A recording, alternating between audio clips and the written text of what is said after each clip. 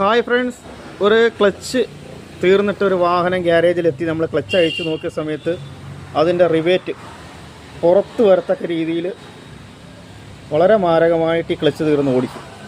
ക്ലച്ചിൻ്റെ അവസ്ഥ നോക്കിയാൽ കരിഞ്ഞു പോയി ക്ലച്ച്. അപ്പോൾ ഇത്രയും മോശമാവുന്ന രീതി വരെ ഈ വാഹനങ്ങളിൽ ക്ലച്ച് ഇട്ട് ഓടിക്കരുത്. ക്ലച്ചിൻ്റെ പ്രോബ്ലം എന്തെങ്കിലും തോന്നിക്കഴിഞ്ഞാൽ ഉടനെ ഗ്യാരേജിൽ കയറ്റി എന്താണെന്ന് ചെക്ക് ചെയ്യുക. ഈ ചെറിയ രീതിയിലുള്ള വലിവ് കുറഞ്ഞു വരുന്ന സമയത്ത് അത് ക്ലച്ചിൻ്റെ ആണെന്നുണ്ടെങ്കിൽ ഉടൻ തന്നെ ക്ലച്ച് മാറിക്കൊടുക്കുക.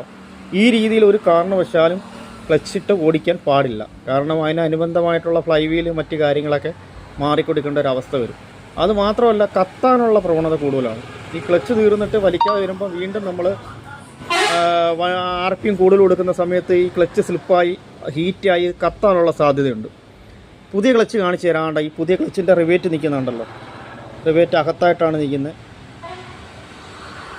പുതിയ ക്ലച്ചും പഴയ ക്ലച്ചുമായിട്ടുള്ളൊരു വ്യത്യാസമാണ്, അതിൻ്റെ ഹൈറ്റാണ്. പുതിയ ക്ലച്ചും പഴയ ക്ലച്ചുമായിട്ടുള്ളൊരു വ്യത്യാസമാണ്.